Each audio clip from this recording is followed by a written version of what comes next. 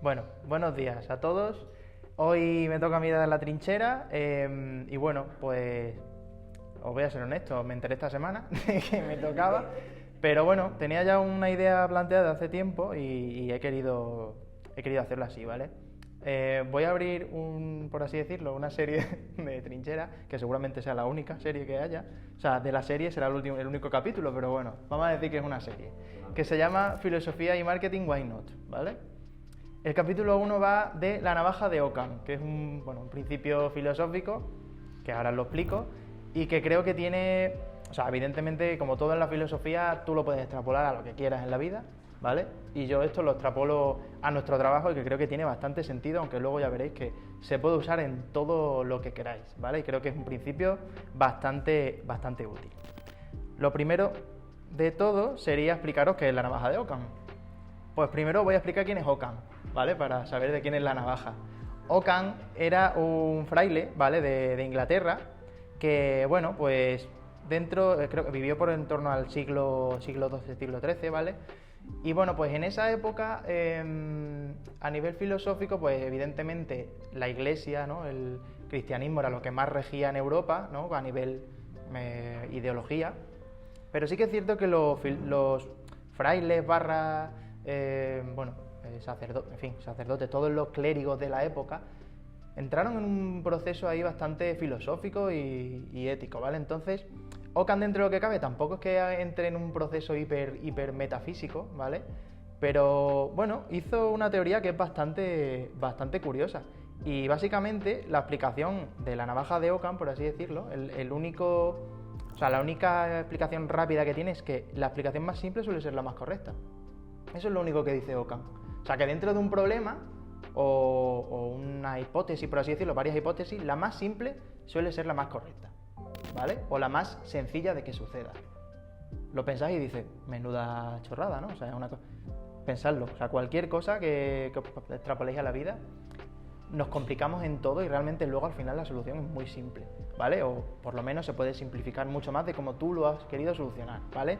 Entonces, evidentemente todo esto va en un entorno mucho más metafísico y demás, pero se extrapola a todo. ¿Por qué se llama navaja la ideología? Porque teóricamente se dice que Ockham con su navaja afeitaba las barbas de Platón.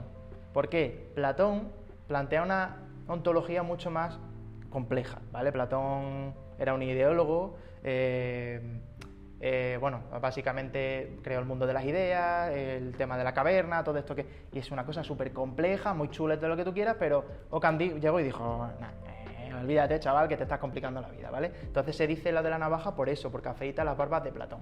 ¿Y por qué entra Platón aquí? Porque realmente en esta época de la filosofía, en estos siglos, básicamente, bueno, conocéis a Santo Tomás de Aquino, imagino, Agustín de Hipona. Todos esos clérigos retoman las ideas de Platón, Aristóteles, y lo quieren casar con el cristianismo. Es decir, imaginaos que Ockham no entra en ese punto, pero Santo Tomás de Aquino quiso coger las ideas de Aristóteles y traspasarlas al cristianismo. O sea, cómo ese raciocinio de Aristóteles puede casar con algo que es la fe, ¿vale? Es interesante, eso si queréis verlo en algún momento, es guay. En este caso Ockham se queda aquí, pero para que penséis por qué se habla de Platón en esta época, ¿vale? De hecho, ¿habéis visto la peli, cómo se llamaba? La de En el nombre de la rosa. Va de eso, ¿no? Son clérigos que quieren estudiar esos filósofos antiguos y los persiguen, ¿vale? Como estaba la iglesia en ese entonces. En fin, no me enrollo más. ¿Por qué meto este concepto de la navaja de Ockham en el performance? Pues por una premisa muy sencilla, y es que generalmente creamos un laberinto muy complejo en el performance. Voy a hablar del performance porque evidentemente es el departamento en el que trabajo, pero yo creo que en todo, en el marketing digital. Tendemos a ser muy complejos y en el caso del performance se ven en estos tres tipos de problemas, ¿vale? Tendemos a sobresegmentar mucho. Siempre que se hace una estrategia o que se quiere hacer una propuesta, pero ¿y por qué no salimos con esta inversión a los que viven en esta ciudad, en este kilómetro y que tengan interés en esto? O sea, queremos hacer unas segmentaciones tan precisas que al final no funcionan, ¿vale? O no funcionan con las inversiones que manejamos. Esto, por supuesto, esa segmentación hace que tengamos siempre un exceso de campañas.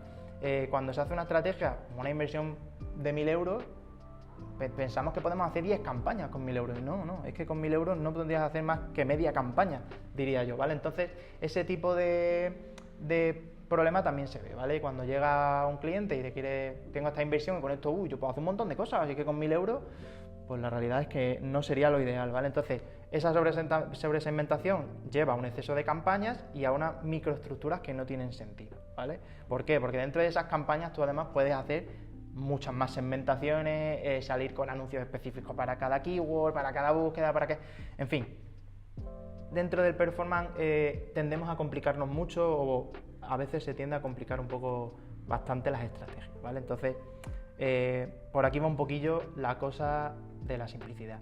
Ahora voy a poner unos ejemplos, ¿vale? Para que veáis cómo esta simplicidad, cómo yo aplico esta navaja de Ockham en mi día a día, ¿vale? Este es un ejemplo de un cliente, ¿vale? Evidentemente todo anónimo, pero bueno, os pongo aquí un antes y un después de unas campañas de Meta, ¿vale? Este cliente es un e-commerce, ¿vale? Y en el inicio, cuando arrancamos las campañas, bueno, ya llevaba unos meses, o sea, que no era un arranque de cero, que suelen verse peores costes y demás. Pues teníamos, por ejemplo, 3 campañas, ¿vale? Una campaña por cada tipología de producto. Esa fue la estrategia que se pensó en el inicio, que al final tiene sentido, ¿no? Tú dices, pues si tengo 3 productos, 3 campañas, vale. Se hicieron 3 campañas. Dentro de cada campaña se hicieron 3 grupos de anuncios. Un grupo de anuncios, para que lo entendáis, es cada segmento, cada audiencia. Pues imaginaos que en una campaña específica dije, pues una audiencia para remarketing, otra audiencia para una audiencia potencial y otra para similares a la base de datos. Por poner un ejemplo, ¿vale? O sea, segmentaba dentro de cada campaña 3 segmentos. Y por cada segmento tenía 2 anuncios, más o menos, ¿vale? Es decir, de cada producto salía 3 tipos de perfiles diferentes con 2 anuncios distintos. Entonces, claro, tenía una inversión súper atomizada, ¿vale? O sea, estaba dividiendo una inversión total, pongamos 1.000 euros, en 3 campañas. Ya son 333 periódicos para cada campaña. Ya estoy dividiendo. ¿Y qué resultados tuvimos en esa temporalidad? Un coste-compra, ¿vale? El coste-compra, digamos que es la métrica clave, en este caso, de 80,21. Cada compra nos costaba 80 euros de inversión. Bueno, ya está. Dependiendo de lo que compre, puede ser que esté bien ese coste por compra, ¿no? En este caso, pues eran tickets medios de 200, 300 euros. Estabas por encima, ¿no? de lo que estabas invirtiendo, pero tampoco tenías unos retornos enormes, ¿no? Porque dentro del precio de producto, pues también los costes logísticos internos. Simplificamos todo esto, ¿vale? Le dimos una vuelta. ¿Qué hicimos después de hacer para mejorar este coste por compra? Pasamos de tener 3 campañas a una campaña. Todos los productos en una misma campaña. Me da igual, si además el producto, aunque es distinto, el tipo de producto era muy parecido. Era del mismo sector y que quería comprar un producto estaba interesado también en el otro, porque eran digamos, compras que solían ser conjuntas, ¿no? Por así decirlo. Venga, una campaña. Dentro de esa campaña, además, en vez de tener este grupo de anuncios, hicimos uno donde yo aglutinaba todo. Metía el remarketing, metía esa audiencia potencial, esa base de datos, todo junto, todo. ¿Por qué? Porque al juntar esas audiencias, si yo tenía antes 3 con bases de 10.000 usuarios en cada audiencia, ahora tenía las 3 juntas y me sumaban 30.000, por poner el ejemplo. Y dentro de ese grupo de anuncios sí que metí muchos más anuncios, ¿vale? Como había condensado 3 campañas en una, pues de 2 anuncios por campaña, 6 en total, puse 7 anuncios en una campaña. ¿Qué supone esto? Se condensa toda esa inversión que estaba atomizada en una misma. Entonces ya estaba invirtiendo 1.000 euros en esa campaña. ¿Qué pasa con esto? Con tener 1.000 euros al tener 1.000 euros en la campaña, al final estás invirtiendo diariamente más presupuesto, la campaña está aprendiendo mejor porque le estás dando más información y encima le estás dando todas las opciones. O sea, si no estás cribando un producto concreto, no, estás dándole todas las opciones a la campaña para que lleguen los productos, o sea, las compras de los productos que sean. Pues mirad en cómo se ha traducido. Este es el coste por compra del último mes, es de 8,27, 10 veces menos. Todo esto, evidentemente, hay más factores, ¿vale? Pero digamos que simplificar desde el inicio esta estrategia, y esta estrategia básicamente lleva así desde hace un año más o menos, o incluso, bueno, un poquito menos a lo mejor, 8 meses, digamos. Desde los 8 meses ha ido bajando escalada de forma periódica el coste por compra poco a poco. Hay más factores, como os digo, ese aprendizaje del algoritmo que cada vez está aprendiendo más, pero la base fue esta, detectar que había un problema de que estábamos, o sea, aplicar la navaja de Ockham, estábamos idealizando, por así decirlo, las campañas súper estructuradas, con su copy, con su no sé qué. Y a veces no funciona eso, porque además tú también tienes que conocer cuál es tu inversión posible. Si tienes poca inversión, no tiene ningún sentido que aplique una estrategia tan segmentada. Aplicamos navaja de Occam y Occam aquí nos dio con un canto en los dientes y nos dijo, ¿qué pasa? Así que yo lo dije ya hace 700 años, no estaba errado. Entonces, este es un caso de éxito, por así decirlo, aplicando esa navaja de Occam. Otro caso, este realmente no tiene un valor numérico, pero también nos ha pasado con otro cliente, ¿no? Nosotros, bueno, a nivel de... se suele utilizar mucho en las campañas el tema del test A/B, el testing, porque claro, en las campañas, como dice Mosquete, cuando solo le damos un botón, pues para que curremos algo, hacemos test, ¿vale? Vamos a decir eso. Entonces, muchas veces esos test pues son, evidentemente, muy numerosos, ¿vale? Tenemos que hacer test de piezas, test de audiencias, test de copies, test de landings, o sea, puedes testear todo lo que quieras. Y en ocasiones, intentar testear tantas cosas con inversiones reducidas en un marco de tiempo pequeño o amplio, dependiendo de lo que quieras, no tiene sentido, porque estás metiendo tantas variables en el test que no estás sacando datos. Y aquí pongo un ejemplo de casos que se hacían, ¿vale? Por ejemplo, testear 20 creatividades activas simultáneamente. No tiene ningún sentido. O sea, sobre todo si tienes poca inversión. ¿Por qué? Porque estás haciendo 20 pruebas a la vez. ¿Y cómo vas a, o sea, cómo vas a decidir de esas 20? Imaginaos que esto es un concurso de 20 contrincantes. Es que no, o sea, es muy difícil tener realmente variaciones que tengan sentido en 20 pruebas, ¿vale? Entonces, de pasar a 20 pruebas, pasamos a hacer una variable por test. O sea, uno o dos comparaciones de una variable. O sea, sería lo ideal. Aquí la navaja se aplicaría pues en el sentido de el volumen de pruebas que tú haces. ¿Tiene sentido hacer un test de 20 pruebas probando en uno la landing, en otro las piezas, en otro la audiencia? Te van a salir datos completamente dispares porque no estás aislando una incógnita, por así decirlo. En este caso, la navaja de Occam nos dice que frena. ¿Qué quieres probar? ¿La pieza? Perfecto. Haz un test de una pieza con otra, bueno, de dos piezas, ¿no? Una pieza con otra en un programa o en una campaña con una audiencia y con la misma landing, porque si no... Y luego, evidentemente, tienes que definir qué es lo que quieres comparar. ¿Qué variable? El CTA, el mensaje, luego en las métricas el CPA, el coste por adquisición, el CTR, ¿vale?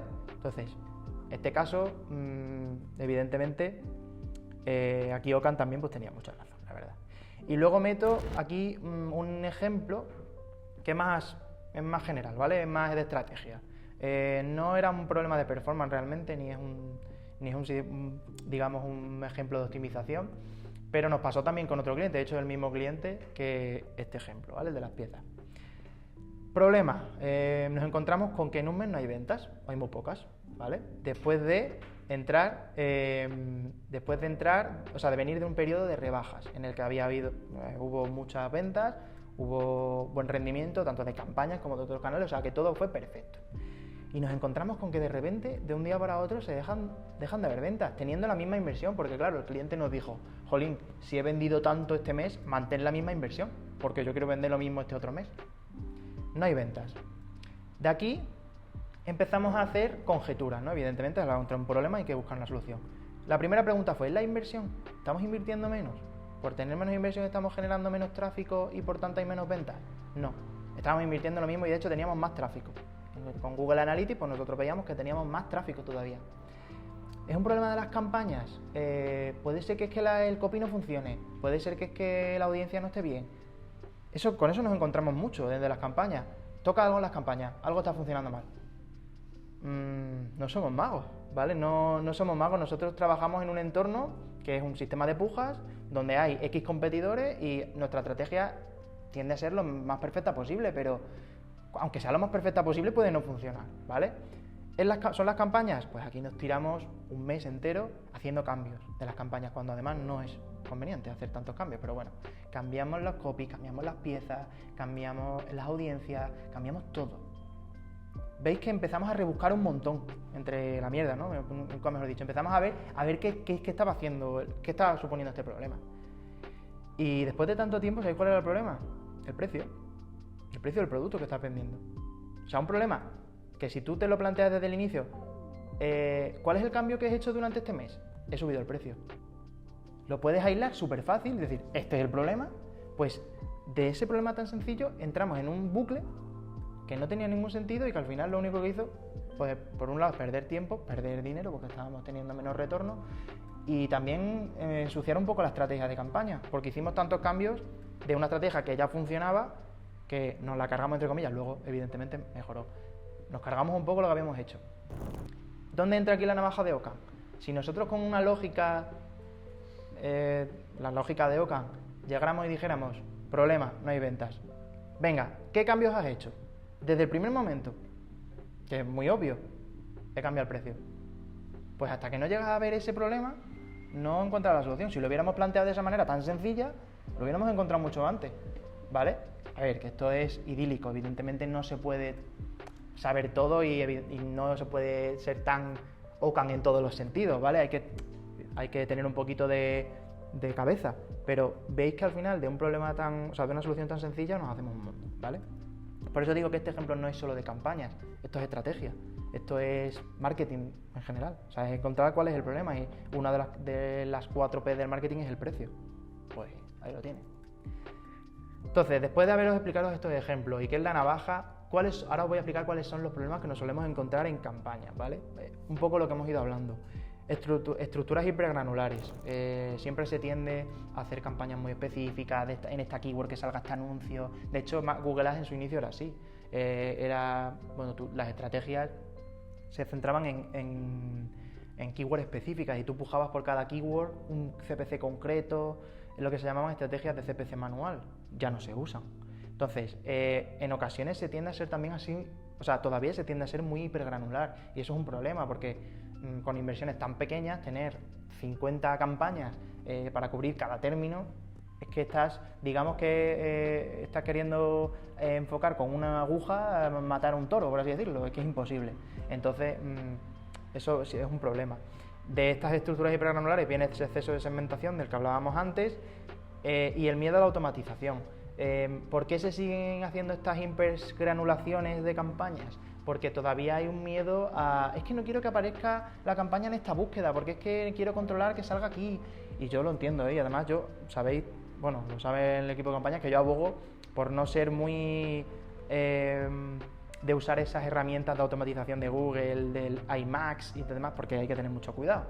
Pero hay que saber usarlo. No se pueden hacer campañas tan específicas o tan segmentadas con inversiones tan pequeñas como en algunos clientes tenemos aquí en la agencia, ¿vale? Y luego pues ese testing caótico, que es lo que hemos visto antes, ¿vale? O sea, como decía, dentro de las campañas estamos muy vinculados al tema del testing y muchas veces esos testing se van de madre y hay que frenar, hay que decir, no tiene sentido hacer esto y a veces se ve como que es algo que no quiero hacerlo, no, es estrategia, te estoy diciendo que no funciona. Y esto al final viene de un bagaje de haber hecho campaña durante un tiempo, tanto yo como mis compañeros. O sea, sabemos por qué no funcionan este tipo de cosas, ¿vale? Estos digamos que son soluciones de Google Ads, estas preguntas con planteo, son un poquito más técnicas, pero básicamente nosotros lo que estamos haciendo ahora mismo y lo que hacemos ya de base es consolidar la estrategia. Siempre que nos viene un cliente en la propuesta, ser lo más sencillo posible, siempre.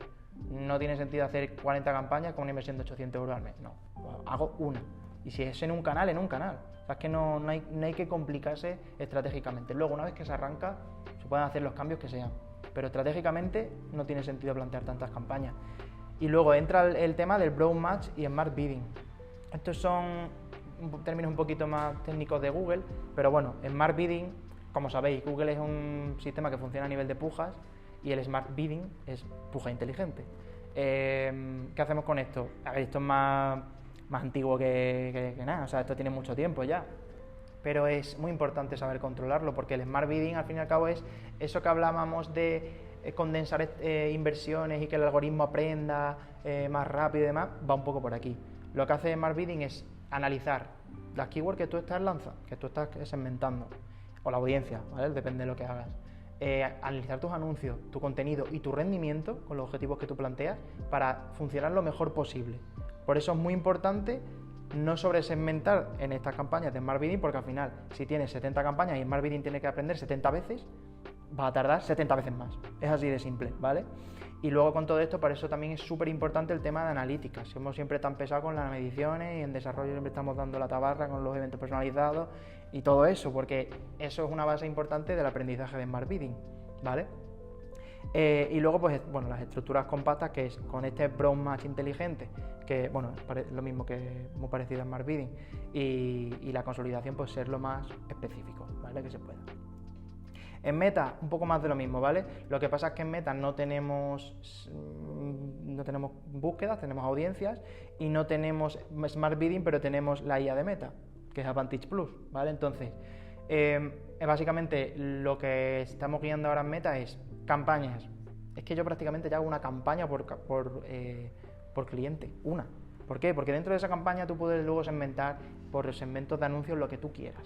Si tú vendes un producto, por ejemplo, cliente que vende pósters y diseño, o sea, cuadros y pósters, pues si vendes cuadros y pósters, yo voy a hacer una campaña de cuadros o sea, otra cosa es que en un e-commerce tú vendas desde, por ejemplo, eres un Amazon de la vida y vendes desde cámaras de grabación hasta fregonas, ¿sabes? Entonces ahí ya tienes que segmentar, evidentemente, pero si vendes un mismo producto o un tipo de producto similar, no hace falta que hagas 50 campañas a una.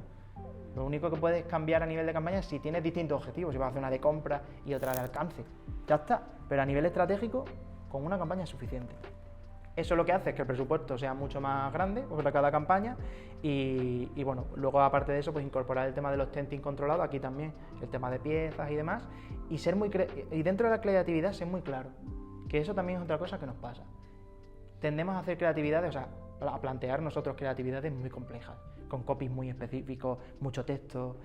Yo mismo, o sea, he hecho muchísimas piezas hiper petadas de textos que luego al final que no tienen sentido, no funcionan. ¿Por qué? Porque el usuario quiere que le digas dónde, cuándo, por qué y ya, punto. Entonces es tan sencillo como plantearlo también desde esa parte, ¿vale? Desde la creatividad. Vale, aquí he explicado el tema de campañas. Yo aquí he querido meter un framework, ¿vale? Que sirve para todo en la vida realmente. Y para todo a nivel estratégico y en marketing. Es muy sencillo, ¿vale? Y a lo mejor me decís, menuda tontuna, pero básicamente yo creo que esto tiene bastante sentido. Nosotros cuando hay un problema, ¿vale? Lo primero que tendemos a hacer es, por empezar, ponernos nerviosos. Y, ¿qué problema es que esto ha sido esto? No. Si hay un problema, lo primero que tienes que hacer es ver, en este caso en una estrategia, a qué canales afecta. Si no son canales, imaginaos que es en la vida, ¿a qué afecta en general? ¿Qué te afecta? Vale. A partir de ahí, yo diría que lo más sencillo, plantear la solución más evidente. Eso es full navaja de Ockham. Venga, ¿qué es lo más evidente? En el problema que planteábamos antes de las ventas, ¿cuál es la solución? Aumentar las ventas. Parece una chorrada, pero es que hay que aumentar las ventas, ¿vale? Y a partir de ahí hay que hacer, digamos, yo diría que hay que hacer un brainstorming propio, interno, en el que plantees cuáles son los cambios más evidentes, desde lo más evidente a lo más rebuscado. Porque siempre, si lo haces así, vas a encontrar la solución a tu problema. Y tendemos a hacerlo al revés. Empezamos por lo más rebuscado y acabamos por lo más evidente. Y en el tema del marketing digital hay mucho de eso. Hay mucho de, no, porque vamos a cambiar el color de este botón, porque no sé, que me parece perfecto. Pero hay que empezar desde lo más evidente. Porque puedes estar perdiendo el tiempo haciendo cambios, como el ejemplo que os comentaba, y estás perdiendo dinero. Y lo más evidente era cambiar el precio de los productos porque estabas un 20% más caro que tu competencia. Es súper evidente, o sea, entonces creo que con este framework, llegar a ese problema, saber cómo solucionarlo y aplicar los cambios desde lo más evidente a lo más rebuscado es lo más acertado, ¿vale? Y para esto es tanto para el marketing, como digo, como para la vida, ¿vale? Ockham es un máquina, la verdad, fue un máquina, ¿vale? Y de hecho, no sé si os habéis dado cuenta, pero Ockham lo está aplicando también en Google Ads. Porque es que quería que lo vierais. Gracias, Kike. Nada, como reflexión final, a nivel campaña, pues yo he puesto aquí que la ventaja competitiva está en lo que simplificas. Dentro de todas estas estrategias de pago, detrás de estas plataformas hay muchos competidores también, hay mucha gente metiendo pasta, mucha más pasta que tú, y ellos se pueden permitir ser lo más complicado posible que quieran, o sea, complicarse la vida como quieran, pero nosotros, en general, un cliente más pequeño, no deberíamos, ¿vale? Entonces, esa es nuestra ventaja, saber detectar qué es lo que mejor funciona, evidentemente. Hay que saber hacer lo que hace y no complicarte la vida, ¿vale? Hacer estrategias las más sencillas posibles y que funcionen bien y luego, evidentemente, ir analizándolas, ¿vale? Y ya está, eso sería. Muchas gracias.